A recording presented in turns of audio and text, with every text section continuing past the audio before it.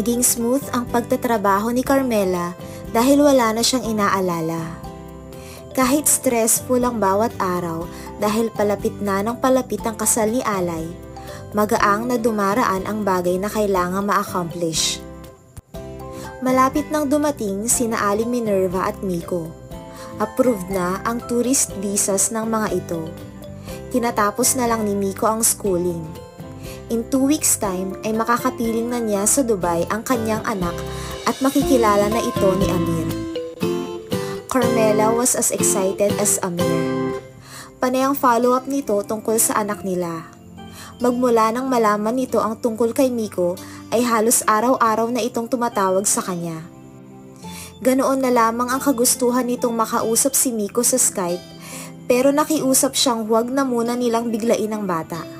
Gusto niyang sa personal unang magkita ang mag-ama. Ayon kay Amir ay alam na ng pamilya nito ang tungkol kay Miko.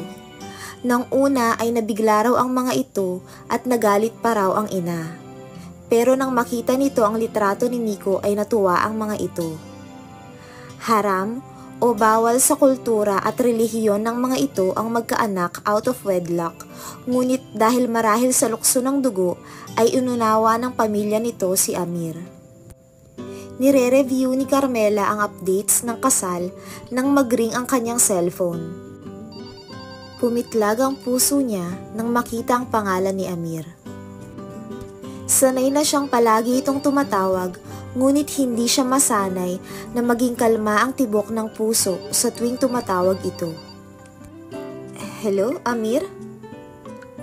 Sana lang ay hindi nahahalata ni Amir ang kaba at excitement sa kanyang boses. Hi Carmela, are you free tonight? Aha? Why? I want to invite you to dinner. Hindi agad siya nakasagot. Magmula nang malaman ni Amir ang tungkol kay Miko, ay ang bata na lang ang naging sentro ng usapan nila.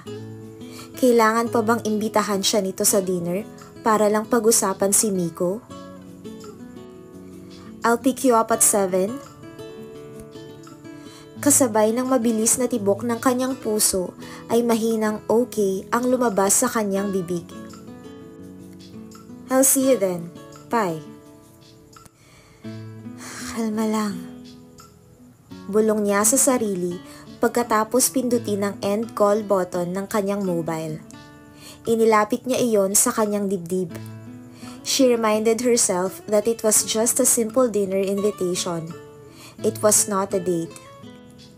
Baka gusto lang ni Amir na pag-usapan nila ng personal ang nalalapit na pagdating ni Miko.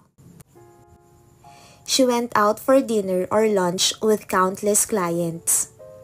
Karamihan sa mga kliyente ay nagpakita ng motibo sa kanya, ngunit wala ni isa sa mga ito ang nakapagbigay ng kaba sa kanya gaya ng nararamdaman niya ngayon. Mag-aalas 5 pa lang ng hapon ay naligo na siya. Litong-lito siya kung ano ang isusuot. Binuksan niya ang built-in closet. What should she wear? Naglabas siya ng 2 simpleng bestida. She tried them both, but she was not satisfied. Naalala niya ang regalo ni Alay sa kanya noong huli silang nag-meet. Natuwa raw kasi ito sa accomplishment niya bilang wedding planner. Ibinalik niya iyon sa paper bag dahil naisip niyang wala naman siyang paggagamitan. Ano kaya kung iyon ang isuot niya? It would be perfect for a formal dinner date. Dinner date? Sinaway niya ang sarili. Ayan na naman siya. Napawaw si Carmela nang maisukat ang damit. It was an ivory, flowy, elegant, belted dress that reached just above the knees, which showed off a bit of her legs. Maraming nagsasabing bukod sa kanyang magandang muka, ang legs ang sunod na pinakamagandang asset niya. Nakakatuwang alam na alam ni Alay ang sukat niya. Na-enhance ng damit ang kanyang figura. Tinernohan niya iyon ng slinky sling back heels. Dahil may sapat pa siyang oras, nagawa rin niyang iset ang kanyang buhok. She did her hair in a curly style that cascaded toward her face. Bumagay ang estilo sa napili niyang dangling earrings. Para makumpleto, kinuha niya sa drawer ang maliit na clutch purse na nabili niya minsang nakadaan siya sa Mall of the Emirates. She bought it with a 75% discount. May maliliit na rhinestones iyon. Kung hindi sale iyon ay hindi niya bibilhin dahil may kamahalan ang presyo. She put on very light makeup. Binigyan niya ng emphasis ang kanyang mga mata. She finalized the preparation by spraying her favorite scent of perfume. 10 minutes before 7 ay ready na siya. Ang problema lang ay lalong nadadagdagan ang kabang nararamdaman niya habang palapit ng palapit ang oras ng pagsundo ni Amir sa kanya. She wondered how he would react seeing her dressed like that. Halos 3 linggo na silang hindi nagkikita at sa ilang beses nilang pagkikita noong bagong dating siya sa Dubai ay palagi lamang siyang nakablouse at jeans. He never saw her in a dress. Napapitlag siya nang marinig ang doorbell. She knew it was him. She fluffed out her hair and took one more glance at her elegant reflection in the mirror before she headed out for the door. Her heart was beating very fast. Huminga muna siya ng malalim bago binuksan ang pinto. Agad na nagtama ang mga mata nila ni Amir. His looks were intent. Tila hindi nito inasahan ang makikita. He was wearing a turtleneck shirt na pinatungan ng kulay dark brown na blazer. Kulay itim ang trousers nito. He was more handsome now, she thought. "You're so beautiful." Anito, makalipas ang ilang sandali nang walang kurap na pagtitig. "Thank you. Napakagwapo mo." "Shall we go now?" Tumango lang siya. Amir stepped back to give her way, but the space was not enough. Nang isara niya ang pinto ay nasanggi ng harapan nito ang kanyang likod. His nearness, his scent made her shiver. Para siyang hihimatayin. Kinailangan niya uling magnakaw ng buntong hininga para mapayapa ang mabilis na tibok ng kanyang puso. Nang nasa kotse na sila ay dumadagundong ang tibok ng kanyang dibdib. Ewan ba naman niya kung bakit hindi nagsasalita si Amir. Sa tuwing kausap niya ito sa telepono ay wala itong bukang bibig kundi si Miko. Ngayon ay pasulyap-sulyap lamang ito sa kanya. Pagkatapos ay ngingiti. Gosh, how she missed him. Naiilang lang siyang titigan nito. Panakaw na sulyap lang ang nagagawa niya. His hands were steady on the steering wheel. "I miss you." Biglang sabi nito nang mag-red ang signal na halos magpatalon ng kanyang puso. Napabuka ang kanyang bibig, ngunit walang tinig na lumabas. Sasabihin ba niyang na-miss din niya ito gaya ng isinisigaw ng kanyang puso? Napigil niya ang sarili hanggang sa mag-green ang signal. Where are we going? Sa wakas ay nakaisip siya ng itatanong. You'll know where. Tugon nito, muling ngumiti. I miss you. Terribly. Ginagap ng kanang kamay nito ang kanyang magkasalikop na mga kamay sa kanyang kandungan habang ang kaliwang kamay nito'y nanatili sa steering wheel. Nilingon niya ito. Amir. His eyes were intent as if saying a million things. I do. I really do. Kung na-miss siya nito, bakit ngayon lang siya niyayang lumabas? Bakit sa tuwing tatawag ito ay si Miko lang ang gustong pag-usapan? Hindi niya binawi ang mga kamay. Ang init ng mga palad nito'y nagdudulot ng sensasyong tanging si Amir lamang ang nakakapagdulot sa kanya. I knew you were busy the past weeks so I didn't bother you. Anito. Marunong ba itong bumasa ng kilos at isip? Hawak pa rin ito ang kanyang mga kamay. Hindi pa rin niya alam kung ano ang isasagot. Ano ba ang estado nila? Bakit siya pumapayag na hawakan nito ang mga kamay niya? Gayong wala naman silang unawaan. Nakaisip siya ng maaaring sabihin para mawala ang awkward na pakiramdam. Miko and my mom's arrival will be 5 days from now. His eyes widened in excitement. I know. We'll pick them up at the airport. I am very excited to finally meet him. I hope you have mentioned to him about me. I did. I don't know what he would feel when he sees you in person. Nang huli silang magkausap ni Miko, ay tinanong na niya ang bata kung gusto nitong makilala ang papa nito. Mabilis na opo lang ang isinagot nito. Pinisil ni Amir ang kanyang kamay. I'll try my best to be a good father to him. Anito bago itinaas ang kanyang kaliwang kamay at hinagkan ang likod niyon. Napapikit si Carmela sa sensasyong dulot niyon. Ang isip at puso niya ay nagsusumigaw ng higit pa roon. Para siyang tinotorture sa pakiramdam na hindi niya maipaliwanag kung ano. When she opened her eyes and looked at him, Amir was smiling mischievously.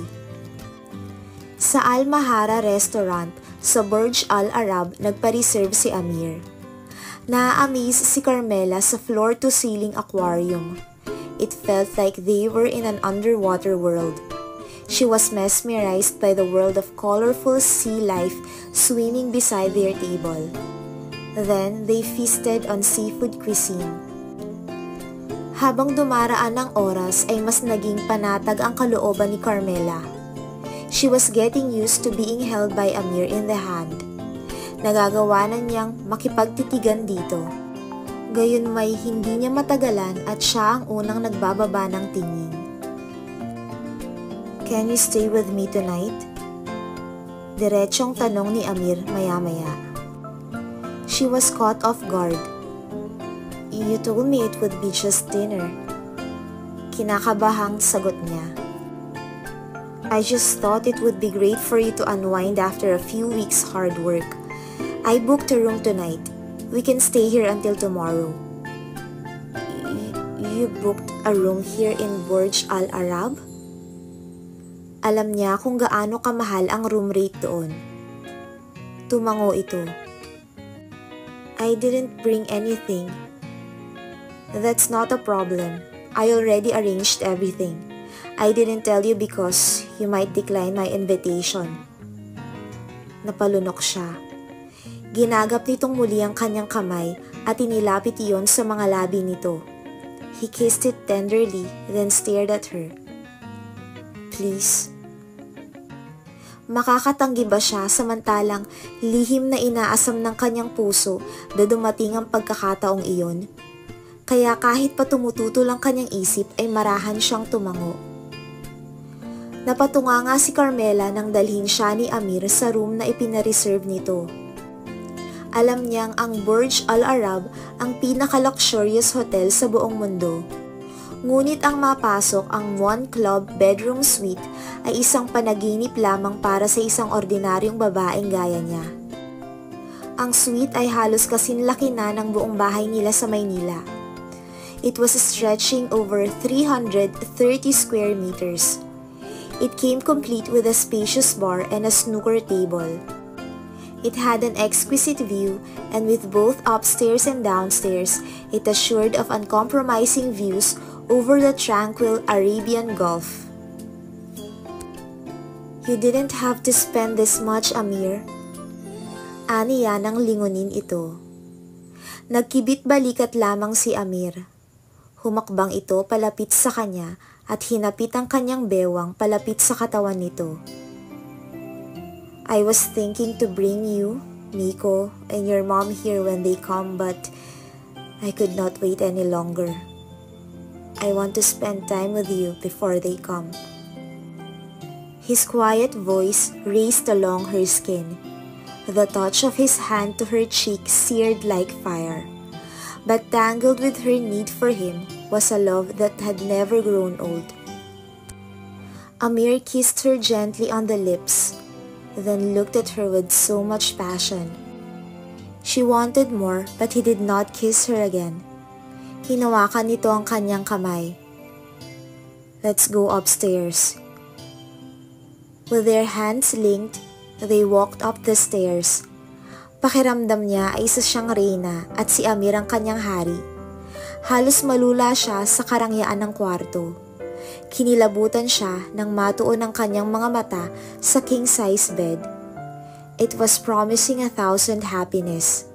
Sa ibabaw niyon ay may mga branded shopping bags. "Your wardrobe," ani Amir. You didn't have to do it. If you only told me, I could have bought clothes. I want to treat you as queen. You will be my queen." Kung nananaginip siya ay ayaw na niyang magising. Gusto na lamang niyang maglayag sa kaligayahang nararamdaman niya sa kasalukuyan. At alam niyang simula pa lamang iyon. Nang muling hapitin ni Amir ang kanyang baywang, ay napasinghap siya. Pagkuway inangkin nito ang kanyang mga labi. Matagal sila sa tagpong iyon hanggang sa naging mapusok ang mga kilos ni Amir. Nang uudyok ang mga halik at haplos nito para lalong mabuhay ang pagnanasa niya. Her fingers were steady as she reached for the buttons of his shirt. Murmuring, she waited for the brush of his hands against her skin, then sighed from the sheer glory of it. They undressed each other slowly, not tentatively, but with quiet understanding that every moment would be treasured. Iginiya siya ni Amir sa kama. Kapwa na sila walang saplot. Hindi na halos na malaya ni Carmela kung paano nito nagawang palisin ang mga shopping bags na nasa ibabaw ng kama. All she cared for was the sensation Amir was giving her. He kissed all of her. He tasted all of her. Nakakabaliw ang bawat dampi ng mga labi nito. Nakakapaso ang bawat haplos. It seemed like it was never ending. Inihanda siya nito sa isang walang hanggang kaligayahan. While caressing her, Amir kept on murmuring sweet words. "Ready?" Bulong nito maya-maya. "Yes." In no time, she felt his fullness inside her. Napapikit siya at hindi napigilan ang mapaungol kasunod ang mahinang paghikbi. Ang munting kirot ay walang panama sa sensasyon. Amir saw to it that they both reached the climax. It was more special than the first time. Yakap pa rin siya ni Amir. Pinahid nito ng hinlalaki ang mga luhang tumulo sa kanyang mga pisngi. "Hope I didn't hurt you." Bulong nito bago siya kinintalan ng halik sa noo. "A bit, but it doesn't matter to me. I'm sorry. I should have been more gentle." Tinitigan siya nito. "Tell me, you have not made love for years?" Umiling siya. "You were my first, and there's no one after you. This is my second." Oh God. Niyakap siya ni Amir ng mahigpit. "So you lied to me. You said that you have a live-in partner. Because I didn't want you to bother me again." Amir smiled. "How could I get so lucky?" Bulong nito. "You're tired. Go get some sleep." She would not want to sleep. She only wanted to savor the time with him dahil baka hindi na yun masundan pa.